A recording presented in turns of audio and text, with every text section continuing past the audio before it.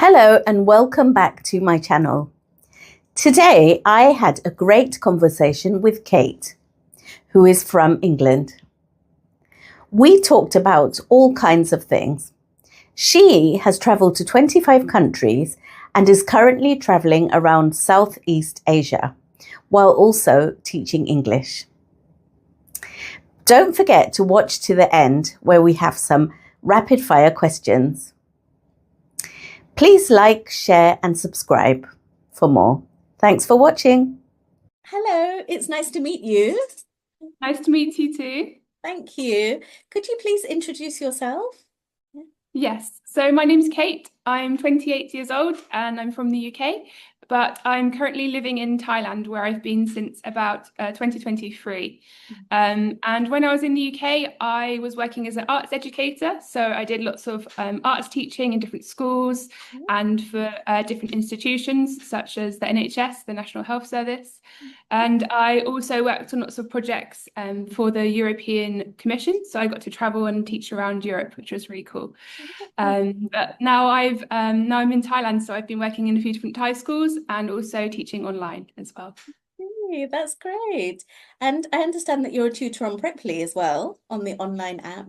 So how long have you been doing that for? So I started teaching English online in 2023, but before that, I also did some art teaching online during the pandemic and onwards. So from about 2020 onwards, I've been teaching online. I see, that's great. Okay. And could you just so sorry, I didn't introduce myself, but I think you know a little bit about me, and I'm an online tutor as well. So I work on Cambly. I've been on there for 3 years now. And I have recently set up this channel to help people practice their spoken English. So I just wondered, in terms of your online teaching, could you just give me some idea of what kind of students you teach, what countries they're from, and what you generally teach them on Preply? Yeah, so I've got quite a big variety of students actually, which is really lovely. Very different to teaching in person when you usually have students from the same country. So I've taught students online from actually I think over 20 different countries, which is really interesting. My youngest student is currently 4, and my oldest student is 77. So really big range of ages, which is really nice because it makes the lessons all very different and very varied. So with my younger students, I teach lots of phonics, basic reading, that kind of thing. And then for my adult students, it tends to focus more on conversational English practice, business English, and things like that. Yeah. That's really good. And with teaching, obviously, like you have to tailor your classes to the needs of each student. So how do you find that? Is there a lot of preparation to do before the classes? There is quite a lot of preparation to do, yeah, but I really enjoy personalizing the lessons, so it doesn't feel like a chore for me because I really enjoy seeing how the students react to the preparation that I've done. So especially when they really enjoy the lessons, it makes all the preparation really rewarding, which is really nice. Oh, that sounds amazing. Yeah. And so on this channel, there are many people who would like to master spoken English and also learn grammar tips and things like that. So could you give those students any advice or any suggestions on how they could practice and what you think are the best ways to kind of, gain more knowledge and experience? Yeah, for sure. My advice would be to immerse yourself in the language as much as you can. So try and put yourself in environments where you're forced to speak English. This also comes from my own experience of learning Thai language, because when you're forced to speak the language, you really have to practice it. And it really helps friends if you have friends who speak the language. So whether that's online or in person. And also traveling is really good because that's the kind of common language. Yes. Yeah. Oh, that's fantastic. It's a great opportunity Right. to meet people and practice. Yeah. Yeah. That's really good. And do you think it's good to, so for some people, they want listening practice. Some people, do you think it's a good idea to listen to podcasts and things like that as well? Do you think that would help English learning podcasts? Yeah, I definitely think it's Yeah, I definitely don't think it can do any harm listening to podcasts. Obviously, that's more listening practice rather than speaking. Yeah. But it always helps in a conversation if you have that experience of listening to English and understanding it, then that will help when you have an actual conversation with the person as well. Yeah. And again, with reading in English, that's really beneficial. Watching films, TVs with subtitles maybe in your native language, Yes. that all helps. But I think that's not enough alone. It's good to have speaking practice as well as that.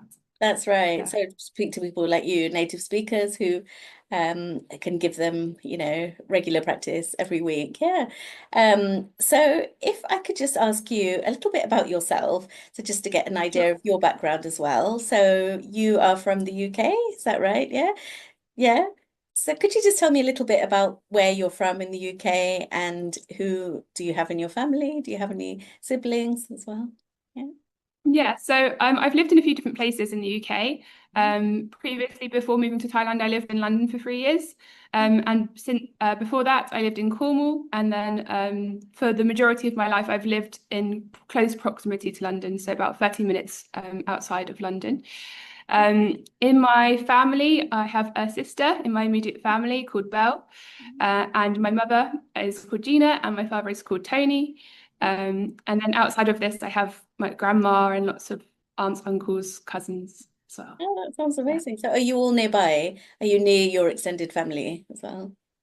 Well, in Thailand, no, I'm very far away from them. Not here, but yeah, But in the when I was living in London, I was quite close to most of my family. Yeah. I see. Okay.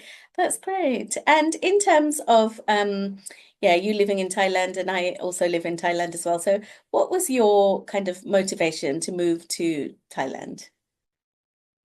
So I wanted a new kind of challenge and experience of moving to a new country that was very different from the UK. Mm. And Thailand was a good choice for me because it's a very beautiful country, very welcoming, and it's also a great location for exploring other places around Asia, especially Southeast Asia. And I think also the weather was a motivation because the UK is very cold and rainy. So I wanted to escape the bad weather. And the cost of living is also much lower than the UK. So I can live a much more comfortable lifestyle Yeah, than in London. that's Yeah. great. So would you say you've had a really positive experience so far?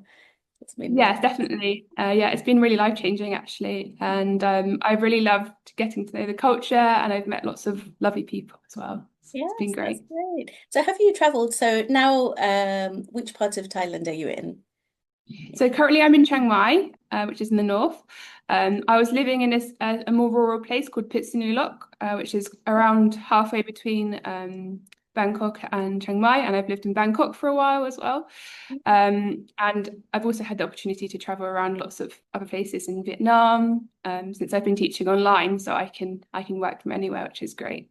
That's Yeah. fantastic. So, are you traveling alone or are you traveling with friends or what's your Currently, I'm solo. My friend was here up until a couple of days ago, but I've got lots of friends around Thailand, which is really nice. So I can visit them and meet up with them. That's So great. Yeah. So, are you someone who would like solo travel or do you prefer traveling in a group? What do you think? I've done both, and I really like both. I like the freedom of solo travel because you can do what you want. You don't have to worry about what anyone else wants to do.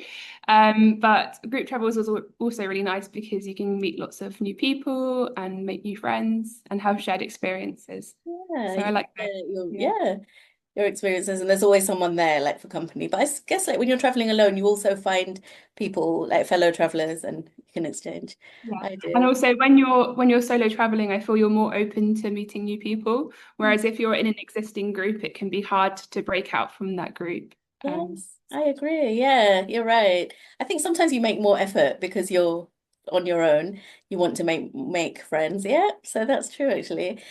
So what's your plan, Kate, long term? Do you plan to stay in Thailand for a while, or is it a short-term plan? So I have plans to go back to the UK in August, but after that, I don't have a plan. So I'll probably go back to the UK for a short time in August, and then I plan to travel some more. Yeah, But I'll definitely come back to Thailand. I just don't know if it will be permanently yet. I see. Yeah. And do you have other countries on your like list of places to visit? Do you have other countries? Yes. definitely. So I'm going to be 30 next year, and I've currently been to 24 countries. So Yeah. I'm trying to visit 30 countries and all seven continents before I turn 30 years old. That's my goal. Amazing. So you've given yourself an aim, like a goal. Yeah. Yeah, yeah. It's So wow. hopefully that will happen, but we'll see. Yeah. So you definitely have the travel work. You're a big Yeah, traveler. That's definitely. fantastic. Yeah. And in terms of the UK, so it sounds like yeah, so you're going back in August. What do you miss about the UK now that you're here in Thailand? Is there anything that you miss? And yeah, what do you think? Yeah, so I miss my friends and family, of course. And I think the other thing I miss is sometimes the variety of food. Especially having lived in London, there's just all of the different cuisines you could possibly want on your doorstep. Whereas here it's a little bit more limited. Yeah. So I do miss that a bit. And the other thing is going to sound a bit silly, but I love cheese, and cheese is really expensive here I'm because it's exactly not. like you. Yeah. I miss all the cheese from the UK. You're right. I mean, there are places like Obviously, Villa it's Market not. where you can get cheese, but like you said, it's really expensive. Yeah. Yeah. Yeah, yeah, it's not a big part of the Southeast Asian cuisine, so I understand why. But I miss having lots of cheap cheese. Well, Right. not cheap, Yeah. cheaper. Yes. How would you have it, the cheese? Would you have it in a dish like pasta, or would you have it like a block of it on its own, or how do you like to eat it? I love a cheese board where you've got lots of different types of cheese, and you can put the cheese on the crackers, maybe Yeah. with some chutneys and stuff like that. Oh, Yeah. that's great. Yeah, like a board with, do you like all the cold cuts as well? Like if you were, so if you go to a restaurant, would you order like the cold cut with the cheese as well? Yeah. I'm actually vegetarian, so I don't I eat see. meat. Right. But I love to have like a tapas or a meze kind of situation where there's lots of dips and stuff Yes. like that. Yeah. Right. I see. Sorry, I didn't ask about your food habit. So you have you always been vegetarian, or is it something that you started recently becoming? No, so I've actually been vegetarian for more than half of my life now, which sounds crazy, but I started being vegetarian when I was 12 years old, so I was quite young. Yeah. So I've never been an adult Yeah. with eating meat. So yeah, I've never cooked meat really and stuff like that. So it's a big part of my life, I Yeah. think. Yeah. Okay. So how have you found it here in terms of the food? Have you found that there's enough options for vegetarian eating when you're here in Thailand? Yeah, definitely. In the big cities and the kind of touristy areas like Chiang Mai and Bangkok, there's lots of options to choose from, including Western options as well. Mhm. In the more rural areas, it can be a little bit more difficult. Mhm. Generally, it's just rice and vegetables or noodles and vegetables, which can get a little bit repetitive from Mhm. time to time. But now that I can speak a bit of Thai and order food and that's vegetarian that I like, it's a lot easier. Yeah. Oh, that's But when fantastic. I first came, it was a little bit more challenging because I Right. didn't speak any Thai then. I see. Yeah. So do you like spicy food as well? Would you order like a vegetable curry that's quite spicy or mild? What kind of? Yeah, I love spicy food for Yeah. sure. And I've definitely got a lot better at eating spice. Before my tolerance was a lot lower and now it's a lot higher. Right. So the more you eat it, it becomes kind of easier to tolerate. Yeah. Yes. Spicy food. Yeah, that's Yeah. brilliant. Thank you for sharing that. Just to end, I would just like to ask you a few quick fire questions, if that's okay. Yeah, just to get a taste of you as a person, get a sense of you. So if I just ask the question and if you could just fill in the blanks with the answer Mhm. that you feel is best, yeah? So if I ask the first one, my favorite English expression is, what would you say? Good question. Um, I like the one to be in a pickle. It's Yeah.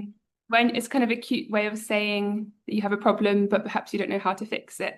Right. Yes. Yeah. And how would you Yeah. describe that expression? So it's informal, isn't it? Yeah.